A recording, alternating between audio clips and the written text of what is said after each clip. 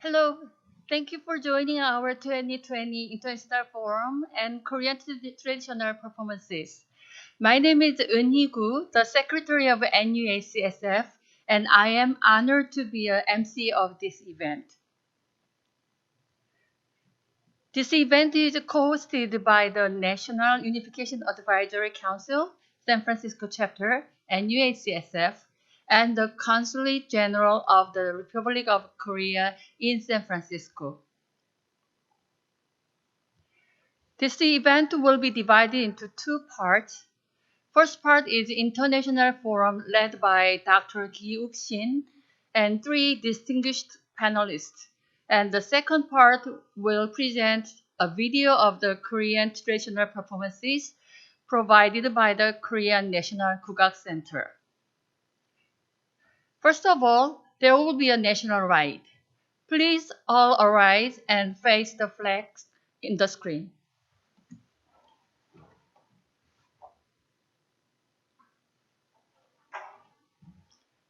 국기에 대하여 경례. 바로. Next, we will have a silent moment for the forgotten heroes. 일동 묵념.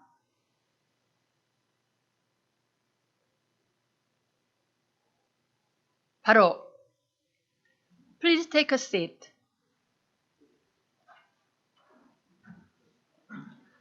Next, Mr. John Sung-woo Choi, the president of NUACSF, will make an opening remarks.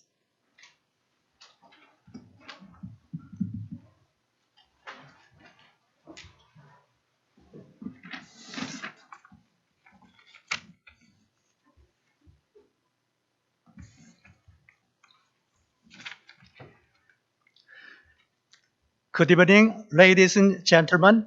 I'd like to welcome everyone joining us tonight for the Grassroots International Forum for the Restoration of the Crisis and Peaceful Unification of the Korean Peninsula, co-hosted by NUAC San Francisco Chapter and Consulate General of the Republic of Korea in San Francisco.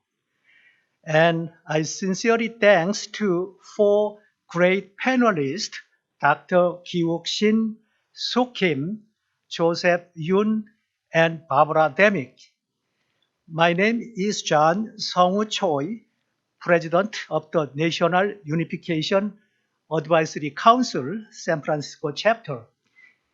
We are confident that today's forum for peaceful unification will serve as an early resumption of the peace talking to the Korean Peninsula. Dear everyone who loves peace on the world, we want peace on the land of Korea.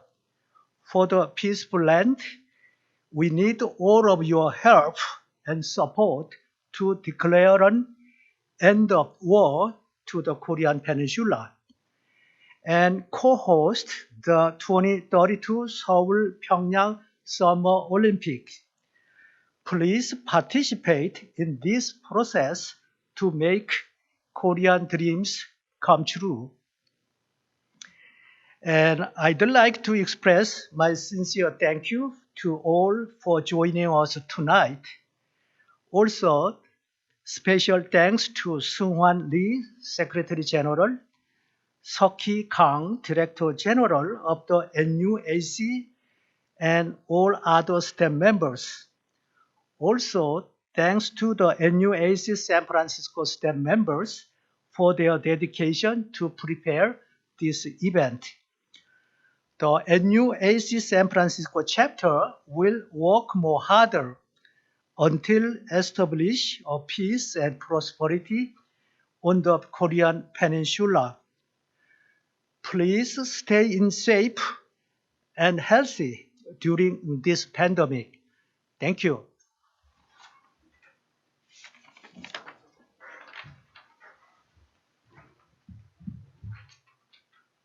Thank you, Mr. Choi.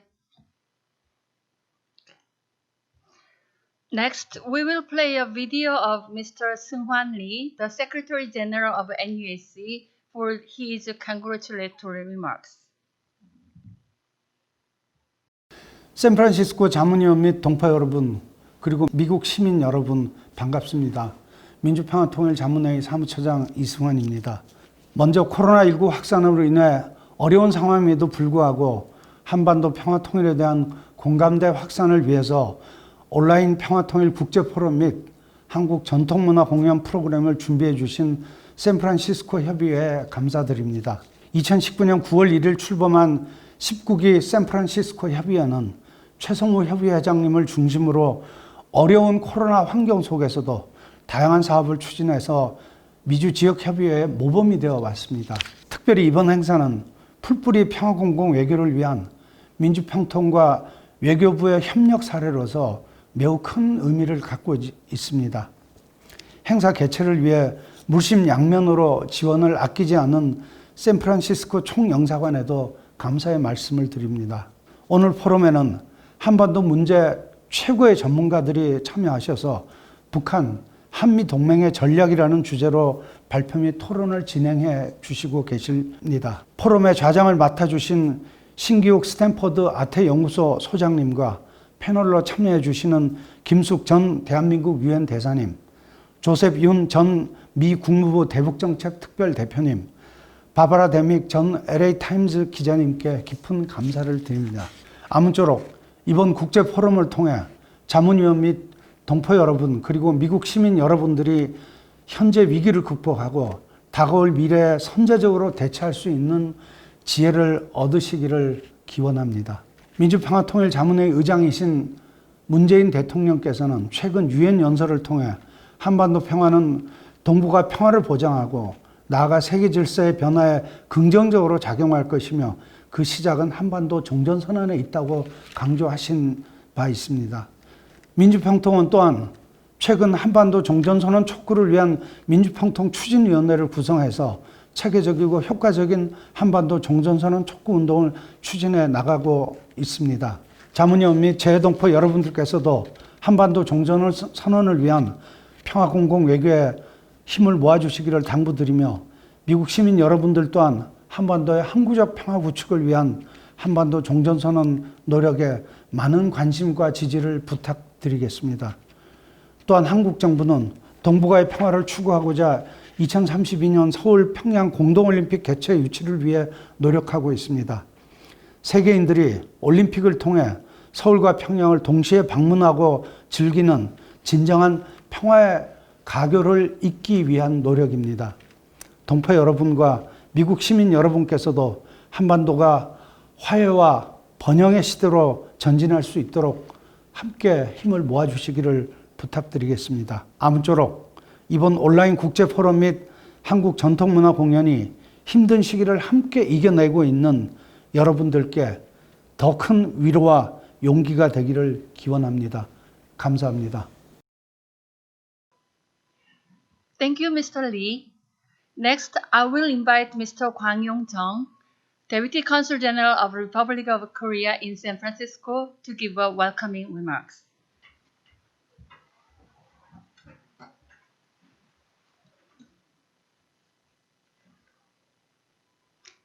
President Choi Sung-woo and the NUAC San Francisco chapter members, distinguished participants, and dear guests. On behalf of the Korean Consulate General in San Francisco, I would like to warmly welcome all of you present here today to this wonderful event. My special thanks go to Professor Gi-uk Shin, Ambassador Kim Soo, Ambassador Joseph Yoon, and former LA Times Bureau Chief Barbara Demick for sharing your valuable time and your insights on this important topic at this critical moment. Today's topic is North Korea and the US-ROK alliance in 2021. The years 2018 and 2019 were full of hopes for peace on the Korean Peninsula, as can be seen in the Pyeongchang Winter Olympic Games and the summit meetings between South and North Korea and the United States. However, in 2020, progresses have not been made as much as we had hoped for. Rather, more attention was given to the US presidential election race because the election result will influence the future of Korea in many ways. Last week, President Moon Jae-in and President-elect Joe Biden had a phone conversation and agreed to closely cooperate in relation to the North Korean nuclear issue and COVID-19 as well.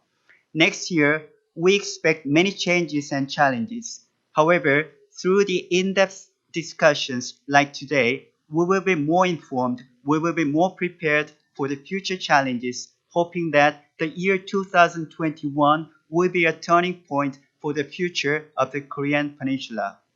I thank you so much. Thank you, Mr. Jung. This is the end of the opening ceremony, and I will invite Dr. Ki-Uk-shin to moderate this international forum. You can write your questions on the Q&A box so moderator can see and combine them to ask to the panelists in the Q&A session. Before transferring a microphone to Dr. Shin, let me introduce him briefly.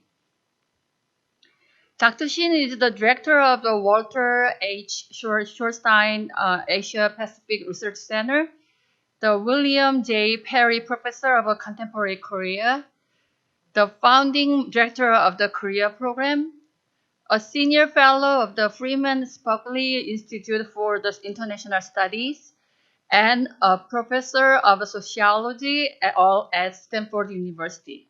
Please welcome Dr. Shin and three honored panelists.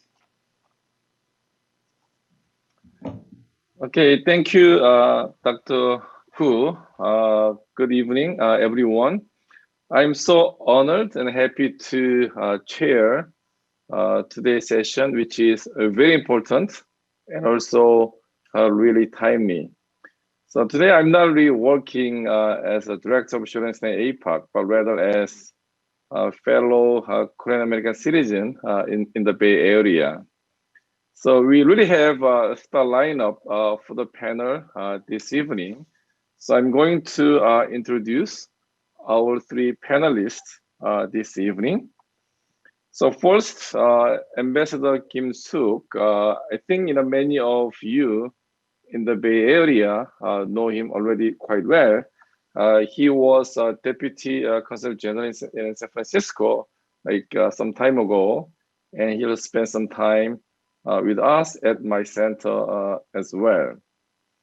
So he really had a distinguished career as a Korean diplomat, serving as ambassador to UN. Also, he represented ROK to six-party talks in dealing with North Korean issue. Also, he was first deputy director for National Intelligence Service. Currently, he's now executive director of Ban Ki-moon Foundation for a Better Future. Our second speaker is Ambassador Jo Yoon. He also had a distinguished career as American diplomat for many decades. He was a political minister at the U.S. Embassy in Seoul. He was also ambassador to Malaysia, and he served as a special rep on DPRK for the State Department. And he worked as commentator on CNN, so I'm sure many of you saw him on TV. He's now working as a senior advisor for Asia Group. Our third speaker is Barbara Demick, who is a prize-winning journalist and author. So she was bureau chief of LA Times in Seoul and also Beijing. So she wrote a really top book on North Korea, say Nothing to Envy, Ordinary Life in North Korea. I believe it was translated into Korean. And if you haven't read her book, then please find a copy and read. Actually, our center awarded her book and herself for our journalism awards some years ago. Now, I believe she's working on project on North Korean human rights. Okay, so briefly about the format for today's panel. Each panelist will be speaking for like 5 or 6 minutes. And then we will engage a conversation among us. And then we'll take some questions from the audience. So if you have any question, please send your question through Q&A tab on Zoom. You can write either in Korean or in English, and then I'll pick some of them, and then we'll discuss. So without further ado, let me now turn to our panelists. So Ambassador Kim, you wanna go first?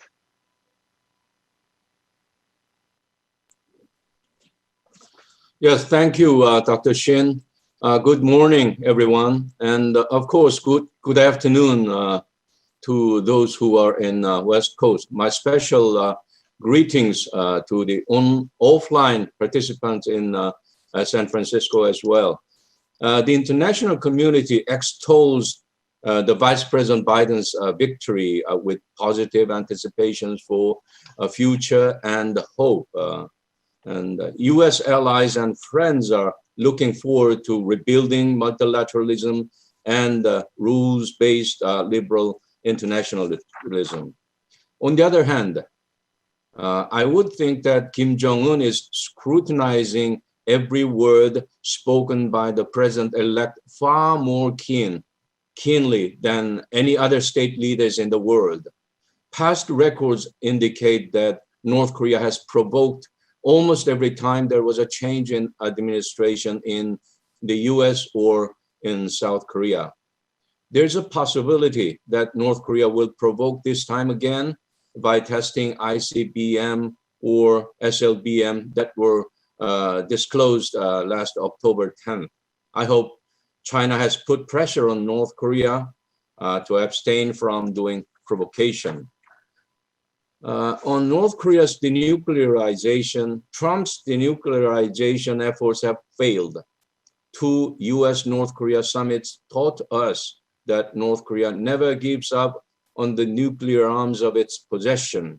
President-elect Biden said, I quote, "With North Korea, I will empower our negotiators and jumpstart a sustained, coordinated campaign with our allies and others, including China, to advance our shared objective of a denuclearized North Korea," unquote. Obviously, shared objective is achieving CVID, but there are some members in the Democratic circle, I believe, that point out the need of the interim agreement as a middle step to achieve the ultimate goal. The US could be tempted to reach an interim agreement if North Korea does not make any provocation. However, I would think Japan would oppose this idea because it has the risk of acknowledging North Korea as a de facto nuclear weapons state. The current Korean government would welcome any form of agreement if there is. There should be reviews on the format as well, if it happens, so-called bilateral or multilateral. A bilateral format has a merit of being more focused and systematic. It is the kind North Korea prefers. But it can make China the hidden sponsor of the North, which is the negative factor in this format. Under a multilateral format, well, so-called six-party talks, China would likely chair the talks, but maybe unacceptable for the US this time around. And North Korea rejected the six-party talks some time ago. In terms of food situation, North Korea is in better shape than during the arduous march in the mid-90s. But because of the aggravated economic situation in North Korea, people are distressed, and their growing grievances are putting political burdens upon Kim Jong-un's shoulder. Against this background, we could presume that North Korea may aspire to have negotiations with the US. On ROK-US alliance, it is expected that the Biden administration will make attempts to ease anxiety of Korea and preemptively shut out China's approach to Korea by rendering the extended deterrence, reaffirming the stationing of US forces in Korea, and through swift finalization of defense burden sharing negotiations. However, regarding the operational control transfer, OPCON transfer, President Biden seems to focus on making the decision based on conditions rather than timing. The OPCON transfer is unlikely to happen within President Moon's term. The Biden administration would request resuming the joint military exercises next year. President Moon Jae-in would not welcome this idea very much. South Korean government may be enchanted by the early summit meeting between President Moon and President Biden. My advice is do not hasten. Meticulous policy coordination on a working level should always come first. It will be good if members of senior Biden National Security Team visit Korea early on after inauguration. Korea joined the Regional Comprehensive Economic Partnership Agreement, RCEP, which is one of the pillars of the trade order that China has established since 2012. The Biden administration is likely to join the Comprehensive and Progressive Agreement for Trans-Pacific Partnership, CPTPP, led by Japan and Australia. Korea is currently not a member of the TPP. Korea has to take an active role in multilateral forums in the region by joining the CPTPP, Quad Plus, and Biden's Global Summit for Democracy next year. I'll stop here. Okay, thank you, Ambassador Kim. Now let's turn to Ambassador Jo Yoon. Thank you very much, Professor Shin, and many thanks for National Unification Advisory Council in San Francisco for having us. As a Korean American, I'm delighted that we have our National Unification Council doing this. Let me tell you, my family left Korea in 1964. And I was in what we call grade school, 초등학교, 국민학교 at that time. And I still remember, I only remember 2 songs from my grade school days. One is 통일은 우리의 소원, unification is our dream. Second one is, of course, the national anthem. And when I visit Korea these days, we seem so far removed from, when I was in grade school. And I'm wondering, what has happened to the idea of unification, to the idea of peace on the Korean Peninsula. So I'm delighted to take part in your forum today. In the US, of course, we are in the middle of a transition from Trump times to Biden. I don't think there is anywhere else on earth that matters, that US election matters so much as in Korea. And because so much depends on what is decided in Washington. My own view, having worked in the US government for over 30 years, is that US policy towards North Korea has been too narrow, much too narrow, and that we need to widen what I call open the policy structure in order there to be any advance in terms of relationship between South Korea and North Korea, as well as US and North Korea, and North Korea in general with American community. What do I mean by widening policy aperture or policy? Number one, we have to accept the reality. And there are 2 realities we have to accept. One is North Korea has succeeded in having nuclear weapons and their delivery system. They are stronger, certainly stronger than ever before. And so they will not give up nuclear weapons either soon or easily. Second reality we have to accept is that maximum pressure will not work. We've tried it many times before. It does not work. There are many reasons it doesn't work. Among them, North Koreans are too united, willing to suffer all the consequences, and their neighbors, especially China and Russia, are too much willing to help. So what should we do about it? My view is what many of you, including at Advisory Council, would probably agree, which is that denuclearization cannot be the only American goal. American goal has to be denuclearization and peace. That peace must be worked in tandem, given the equal status as denuclearization, for it to work. When I used to meet with North Korean negotiators, they will begin their long speech, and usually they are very long, with about American hostile policy. And they will end their long speech by saying there will be peace only when hostile policies are removed. Now, I don't exactly knew then.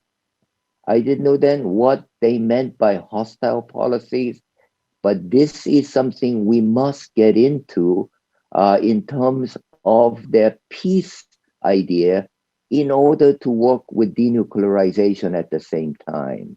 So I was very encouraged when President-elect Biden said that he wanted principal diplomacy, that he wanted to see Korea united and denuclearized. Those are good goals, excellent goals, but we must have a process, and that process must include denuclearization as well as peace building.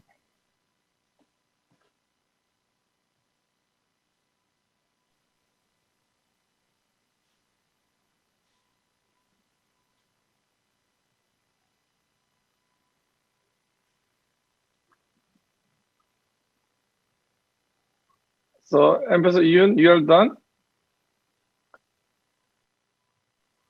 Yes, I'm done. I'm sorry. Was there an interruption? Yeah, there's a little bit of, I think, glitch, but that's okay. So thank you for your remarks. So now let's turn to Barbara Demick for her remarks.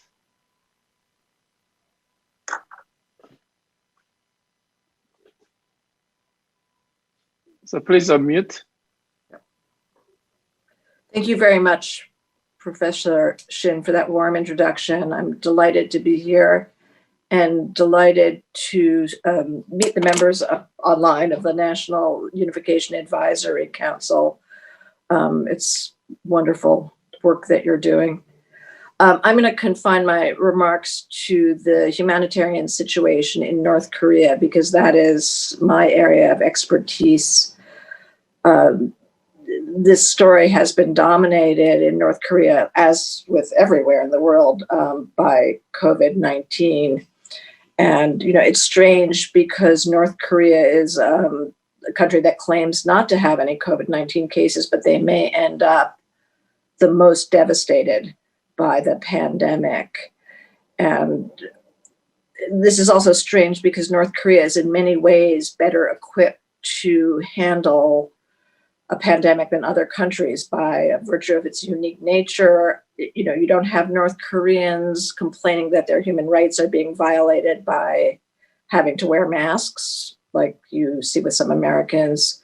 They have been able to close their border with China in a way that no other country could do unilaterally. And they've had to be very strict because the medical system is really devastated.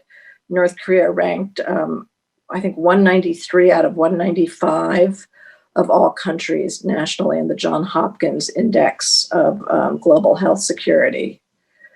But this has come at a terrible cost, closing the border. I mean, as this audience knows, the 95% of North Korea's trade comes from China.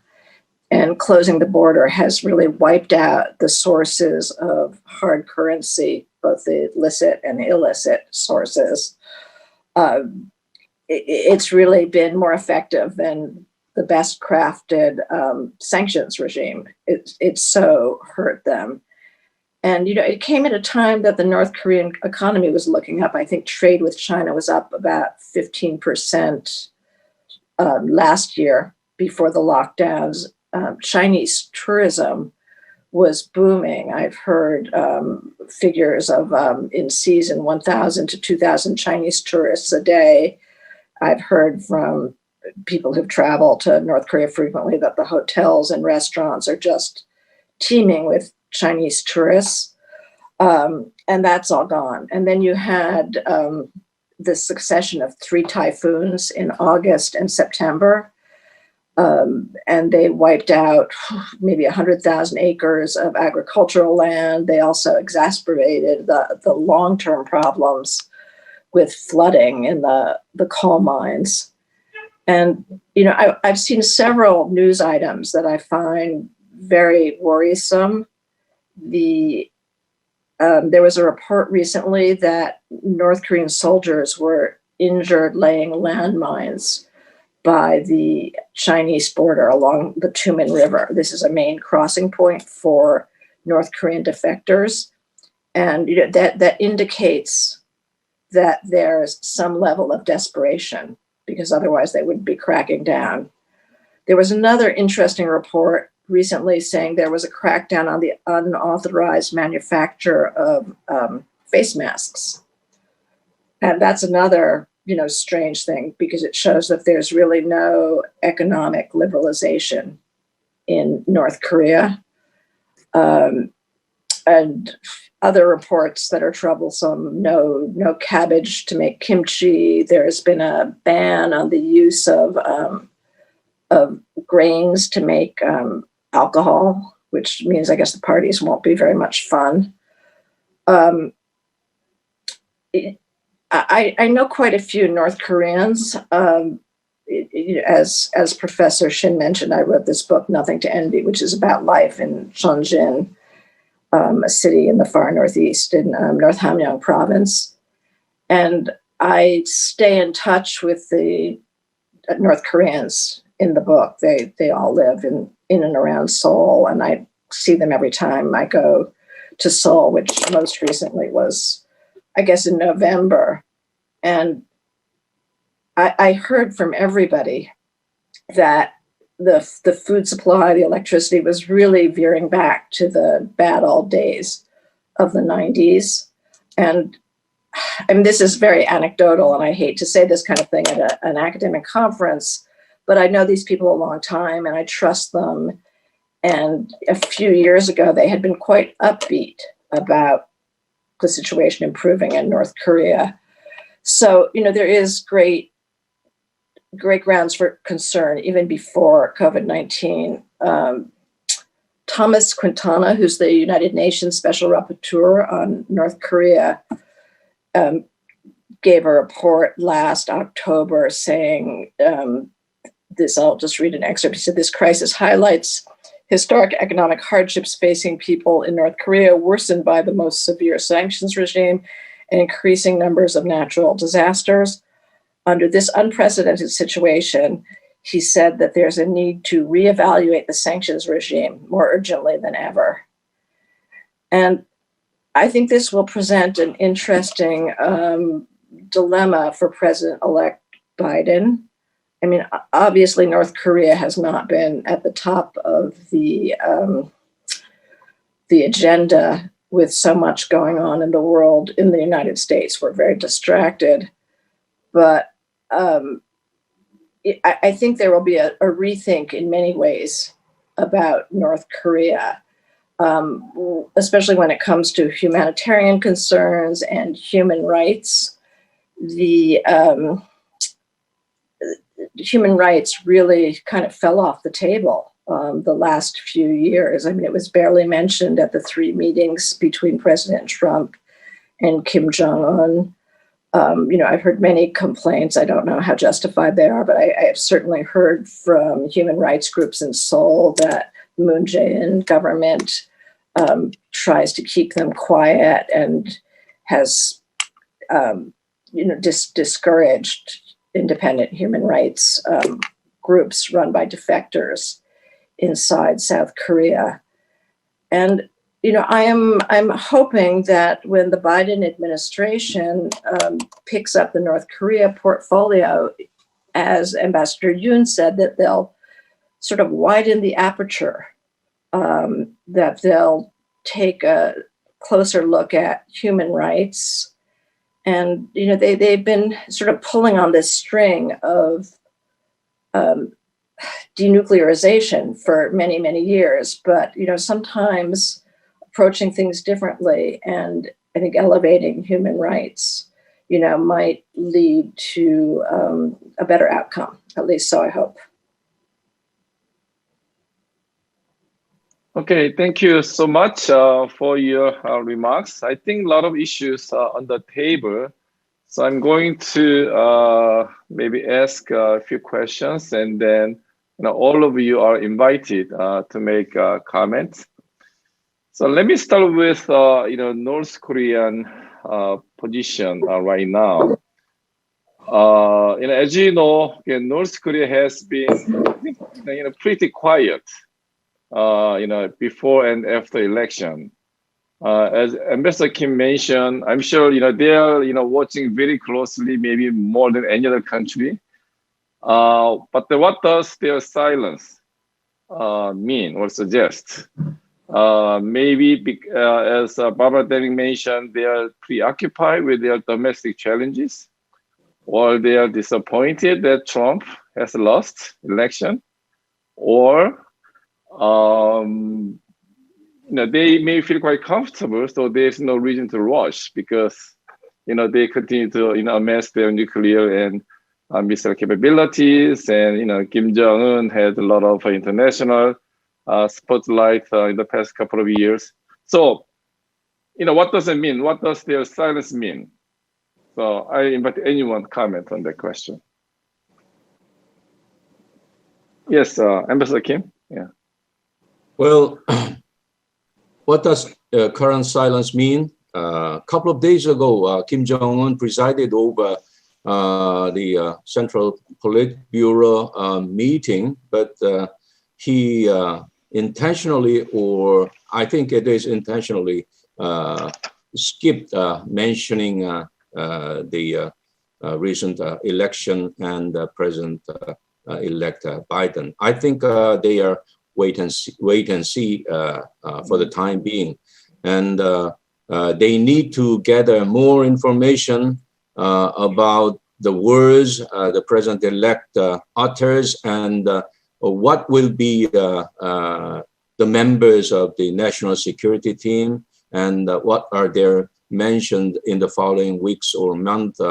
So I think basically they will wait and see, and for the time being, I hope they do not come across the line and make any reckless provocation. As I mentioned earlier, I hope by now China has already approached North Korea in their own secretive way to abstain from any kind of provocative action toward the new incoming U.S. administration. If there's some kind of provocation, then Biden administration has no option whatsoever but to deal with the strong measures against it. There is no space for conciliatory diplomacy. So I think North Korea is currently waiting and seeing.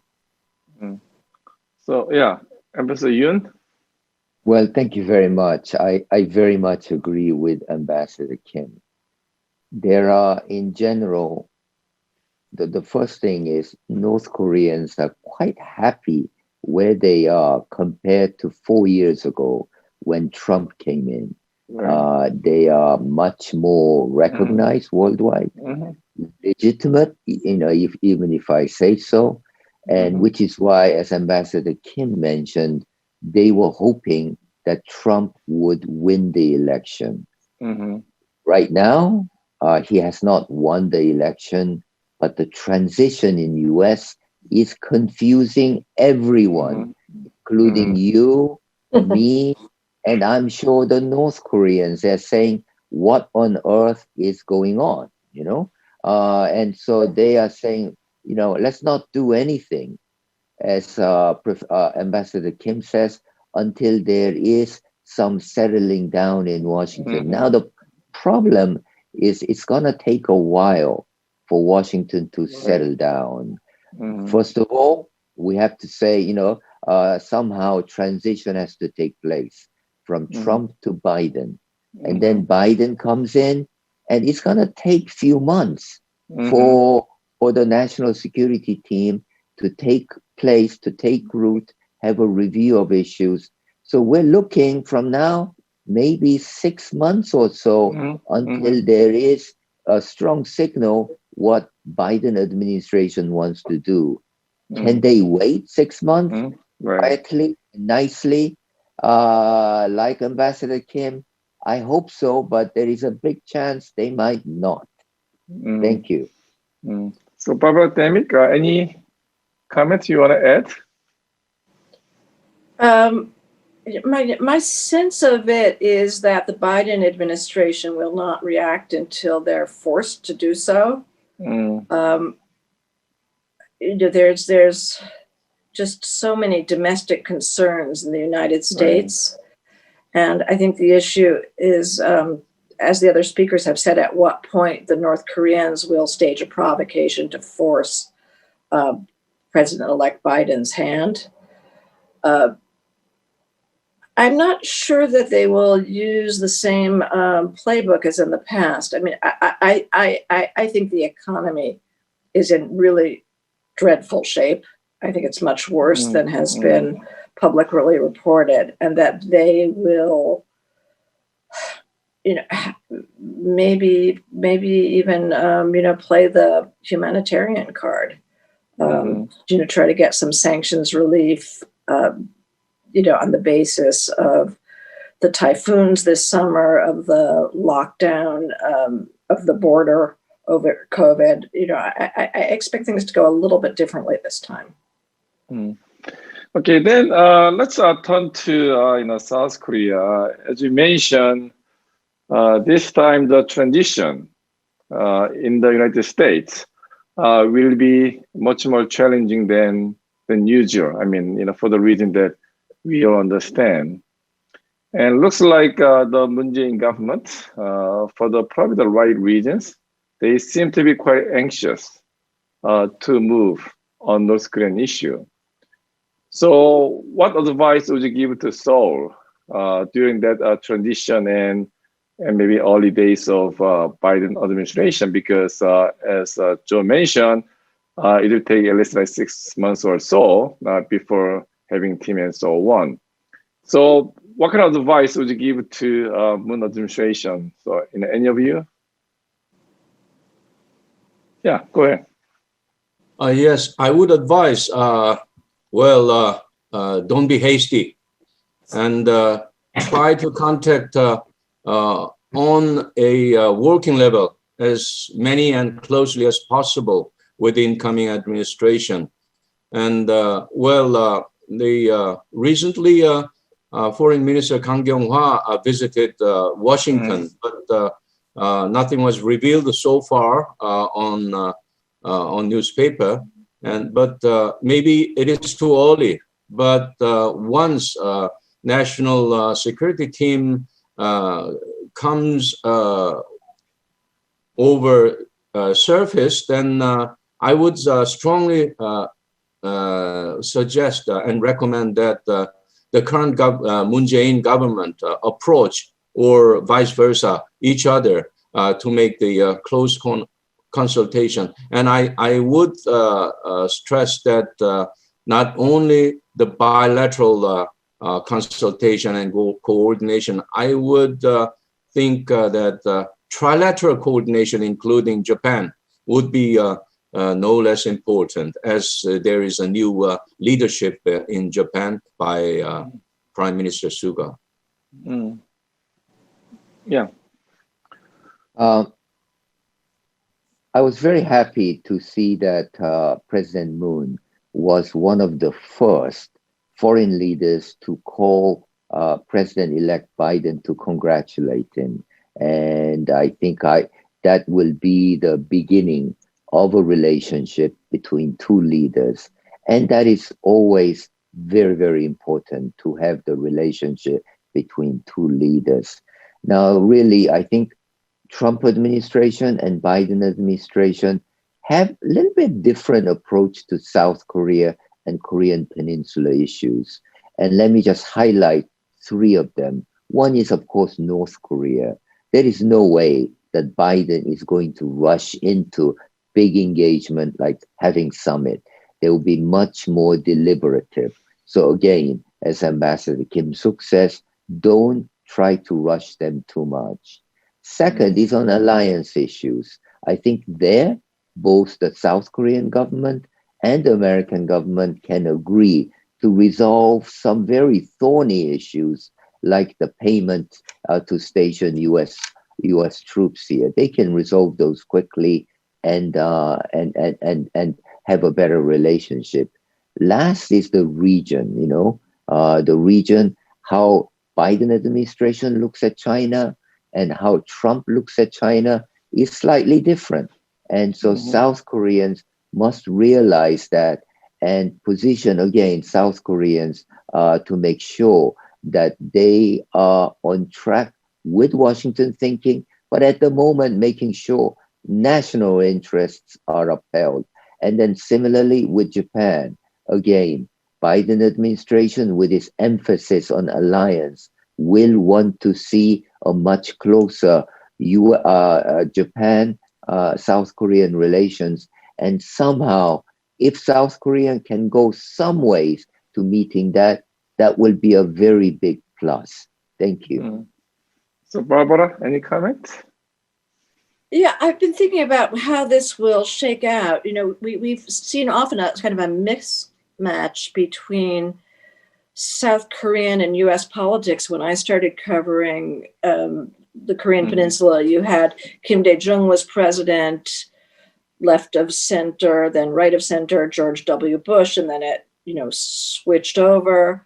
I think it will be, we don't have so much left of Moon Jae-in, but I think it will be a better relationship. I mean, it's a little bit rude to talk about it, but President Trump has been quoted several times in these tell-all books talking about his distaste for Korea and Koreans.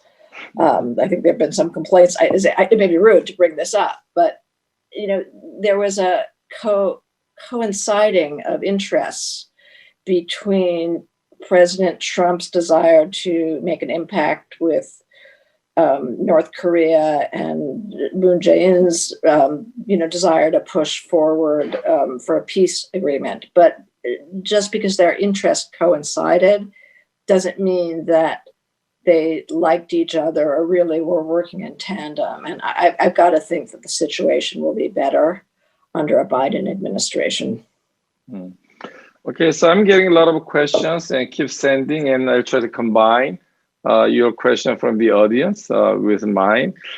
I think maybe going back to remarks by Barbara about this question about human rights in North Korea. We know that when Mr. Trump got into office, he invited North Korean defectors to White House and also to his first State of Union speech. But then, as he was in a meeting with Kim Jong-un, he completely dropped this question. And then the Trump administration hasn't refilled the position of a special envoy on North Korean human rights. And I believe that once Biden is in office, I think he's going to fill that position as a special envoy on those kind of human rights. I mean, it might take a little while, and then I think he's going to bring up that issue to North Korea.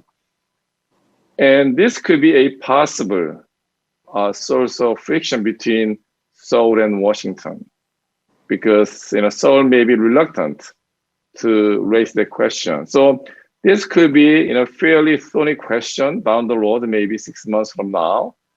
So, I mean, do you agree with that assessment or not? And how should we navigate through that possible contentious process? Maybe Barbara, you want to start?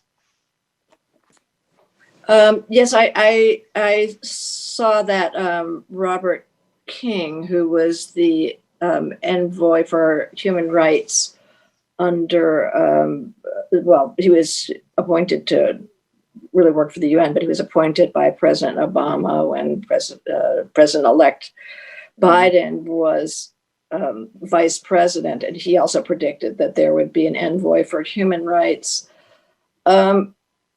I mean, I think I said this earlier, but the nuclear first, the deal with the nuclear program only approach has not worked. It always seems to end up at the same dead end. And, I do think a broader approach when you're looking at all of North Korea and the humanitarian situation and the human rights situation, which are really linked together. If we're going to proceed with North Korea and have any kind of diplomatic relations with North Korea, it has to be a North Korea that is somewhat more acceptable as a regime. So I think these things, all go together in one package, and that it's a mistake to ignore human rights. And, just one more thing on human rights. I mean, there tends to be sort of this, great pessimism about human rights in North Korea. Nothing can happen positive, so why even try? But there have been, small, baby steps towards better human rights. I heard a talk by David Hawk recently, who's an investigator of North Korean human rights. They've made progress in small ways.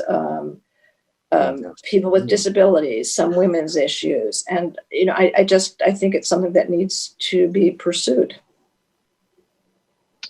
Okay. Ambassador Kim Woo-yoon? Yes. So,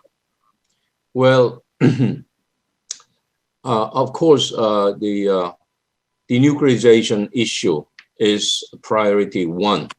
We all agree on that. But our perception that denuclearization is the most important thing in our security problem, that does not necessarily mean that we forget about any other things, including human rights issue. So-called human rights is the universal issue that is dealt with on the United Nations dimension. We have seen Otto Warmbier's tragedy. We have seen the very cruel North Korean regular army killing and burning the South Korean civilian officers. So this is something that we should not put aside as to deal with the denuclearization issue. I think we should stick on this human rights issue as well as humanitarian issue that will, I would contribute and to the easily or I would think we're pursuing a human rights issue will be contributing to also in other area resolving the denuclearization issue. Joe? Yeah, thank you very much. I mean, for me, when we say open the policy aperture, as Barbara says, I think we need to make something, just not make it political. The real problem with both humanitarian assistance and human rights issues is we have made them political, which is when we want to put pressure on North Korea, we use these as sticks. And when we want to deal with them, we use these as carrots. They should be neither human rights nor humanitarian assistance, should be neither carrots nor sticks. They should stay put. We should give them humanitarian assistance regardless of how the other negotiations are going. And we should be observing or pressing them on human rights regardless of how nuclearization talks are going. By making them political, we have essentially made them nothing. And to me, that's a serious mistake. And so one of the things I would say is human rights and humanitarian assistance have their own track, and they will continue. Everyone should be allowed to provide humanitarian assistance regardless of what Kim Jong-un does, because that it should be non-political. Thank you. Okay, thank you. Also, question from audience. I'm combining. We know that many people are quite critical of the North Korean policy by Mr. Trump. Some people speculate that Biden might pursue anything but Trump, just like G.W. Bush did after Clinton administration. So the question is there anything useful to build on, what Trump has done? For example, a lot of criticism about the summit. It's a reality show and, Photoshop, nothing has been achieved. But at the same time, one can argue that through the summit, we came to know more about the North Korean leader, the regime, their intention, their thinking. So there's something maybe positive. So what would you suggest? Do you think, is there anything we should build on what Trump has done rather than trying to destroying whatever he has done for last 4 years? Any comments? Well, Okay. I'm trying to be more provocative. Yeah. There's a saying in Korea, 타산지석. Yeah. Well, verbatimly translating, it means a stone in other mountain. So we take a lesson from what has been done in the past. I think what 4 years during the Trump administration has taught us is something like 타산지석. First, that it confirmed that North Korea will never give up the nuclear weapons of their possession right now. Second, they have tried the top-down format. I have been in this six-party negotiation for a year back in 2008, but I was so frustrated that at the time I thought of the idea, what if we do have the leaders coming into our discussion? Will it help? I had thought of that, but we have tried for the last less than 4 years, but it failed. So from now on, I think top-down idea will be thrown into the trash. And third, we need a strategy, meticulous strategy. During the last 4 years, there was never a such thing to be called a strategy. So I would think that negotiators and strategists get together before the leader, so president, come out and say something or tweet anything else. And during this process, I would I think that bilateral and trilateral coordination is utmost important. Thank you. I think it'd be a very big mistake to throw away everything Trump has done, and which is typically the instinct in Washington to disavow whatever the previous administration has done. I do think they have opened a channel of communication, way of doing things, which are quite valid. And listen, you know, whether you like it or not, it was very different 4 years ago than it is now. Certainly, Trump, you know, if there is ever a meeting between Trump and President-elect Biden, is not going to tell Biden that this is the number one national security. Right. Because it is not number one national security. So you have to give him some credit. If I were advising Biden, I would tell Biden that, you know, nobody wants provocations early. Why don't you send a secret message to Pyongyang saying that you respect the Singapore Summit joint statement? There is nothing bad about it. You know, why not say you acknowledge it, and then that will make Kim Jong-un happy, and so that will open an engagement door that is at the moment looking pretty difficult to open. Yeah. Thank you. Barbara? I'm with the well-spoken gentleman who preceded me. I'm a journalist, not a diplomat. I'm the one without ambassador before my name. So, you know, I can be blunt. I mean, I think the North Korean outreach was maybe the only thing that President Trump did that I liked. I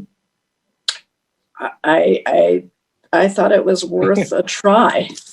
And, you know, I've written about this. I quoted a piece that Bruce Cummings wrote for The Nation. Bruce Cummings, you know, great University of Chicago historian of North Korea, who said that, you know, Trump, in his madness and his naivete, you know, being so untethered from diplomatic norms, you know, was the one to say, hey, let's just sit down and talk to North Korea. Why not? He wouldn't know why not. I mean, there were a lot of reasons why not. So I think having done it, he broke the ice, and I completely agree. We shouldn't throw things out. And I think from now on, you know, there will maybe not be another U.S. administration like the Trump administration. I dearly hope not. But, you know, he gave us that. And I think going forward, the taboo against just sitting down and talking has been broken. So good for Trump. Okay, so let me move to the alliance issue. You know, I think most of us believe that the alliance will be better under Biden administration. But as Ambassador Kim mentioned in his remarks, that's also from the audience as well, that you know, Mr. Moon, you know, wants to complete this wartime operational control transfer during his tenure. But Mr. Biden may say it depends on condition in your world, not just by timing. And that could be also a possible source of you know, friction between Seoul and Washington. So do you think this is a legitimate concern, or it's not much an issue? What's your view on that question?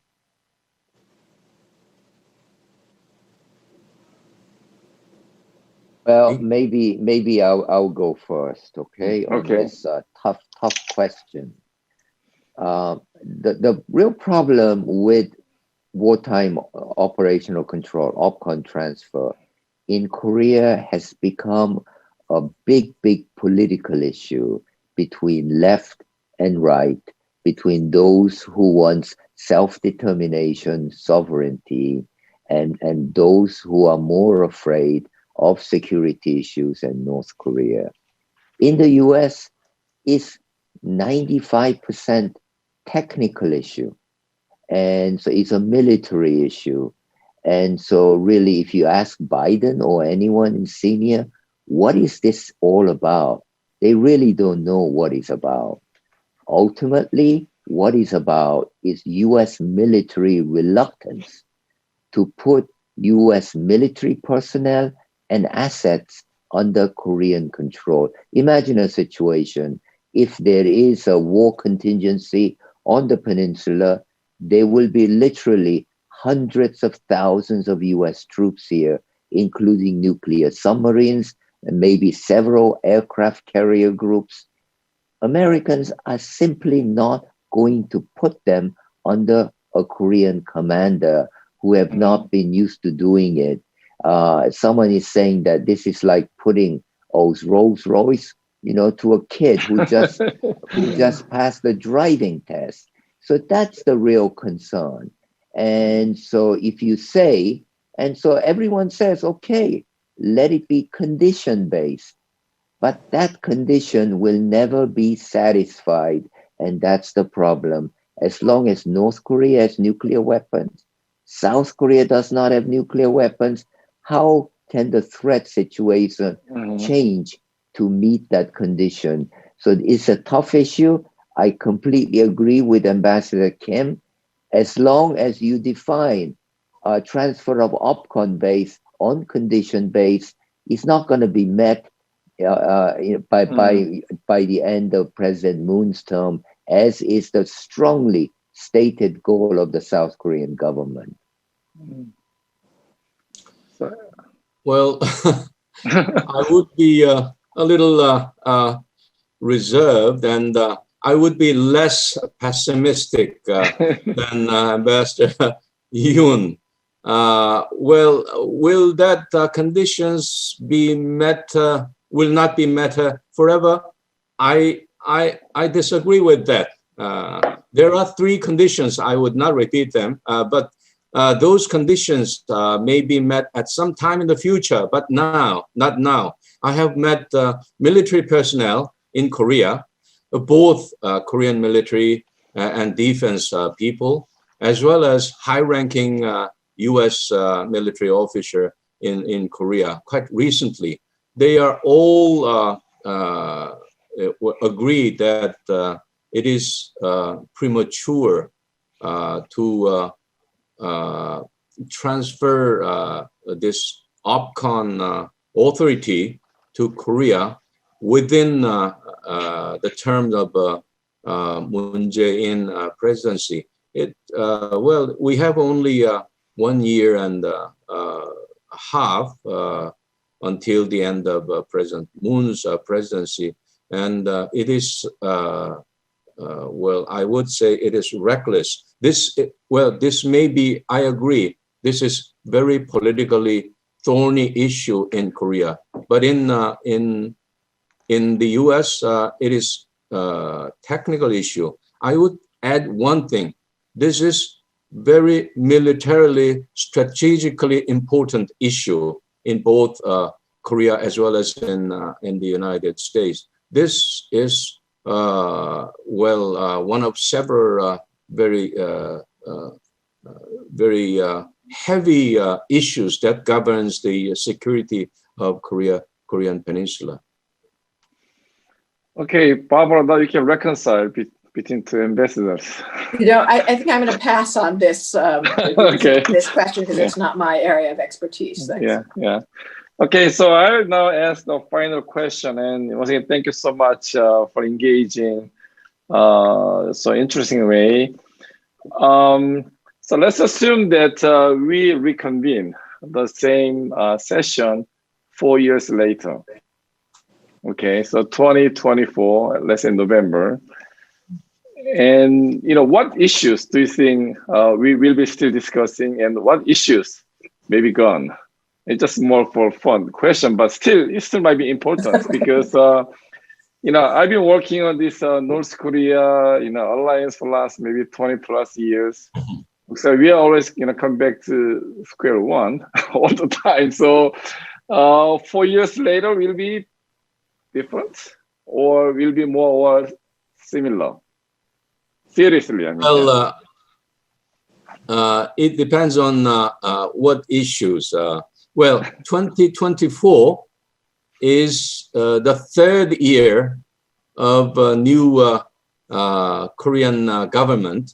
Korean people will elect a new president in May 2022. So it'll be well into 2 years. And I would say quite sure one thing is that we will still be speaking about denuclearization issue.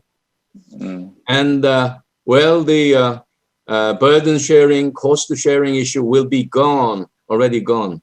But OPCON issue may remain. OPCON issue remain. And well, depending upon the progress of U.S. North Korea negotiation or contact, whether overt or convert, well, I think the South-North relationship will be much on the agenda as well. If not, there's any bad military provocation from the North.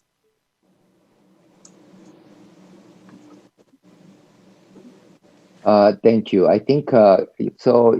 4 years' time, Kim Jong-un has waited very, very patiently for 4 years. So I think he'll be very happy to see Trump elected again in 2024. Okay. So he better be patient then. So he's looking forward to the summit. Thank you. Barbara? I am not going to go with that prediction. I really think it's time to say goodbye to Mr. Trump. But I do think, as I said before, some of what Trump has left us with will remain, that this taboo on direct negotiations will have vanished. And I think, direct talks will be the new normal. And I think that's a good thing. I saw this a bit in the Middle East. You had, with the talks between the Israelis and the Palestinians, it was started, by Yitzhak Rabin, but then, the Likud government came in and it just never went away. It became clear that you had to talk. And again, I think that will be maybe the best part of Trump's legacy. And, it's strange. It's something he doesn't talk about North Korea much as one of his accomplishments because he didn't do anything. But I do think he left us in a better place. All right. Thank you so much. I think we can continue, but we're going to wrap up today's session. And thank you so much for your excellent presentation, very engaging discussions. Actually, I threw a lot of tough questions, actually. And then I'm very happy to hear all the great points. And then also thanks to Council, National Unification Council in San Francisco, especially President Mr. Choi. And then also thanks the audience joining us. And we got a lot of people joining us and a lot of good questions. So hopefully we can meet sometime in the near future, and hopefully we don't have to repeat the same issue 4 years later. But thank you so much, and good night, and then good afternoon. So thank you.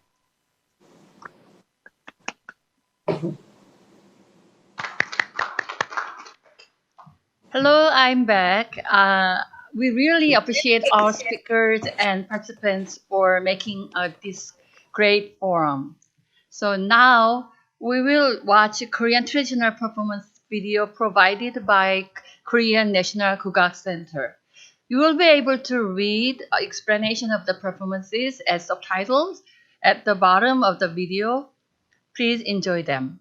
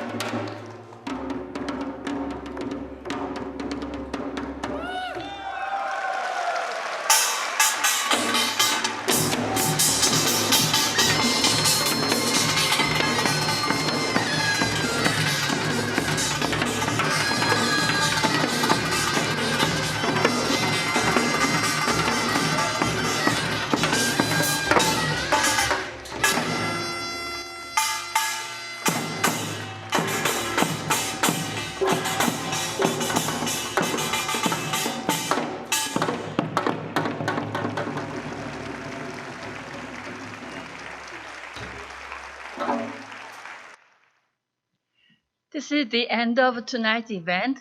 Before closing this event, I want to mention Ms. Juyeon Kang, a NUACSF member, for her translation service. Thank you for participating in this event, and I hope that you have enjoyed both forum and performances. You will receive a short survey about this event through email. Your comments will be appreciated and help for us prepare for the next events. Stay healthy and strong. Thank you and good night.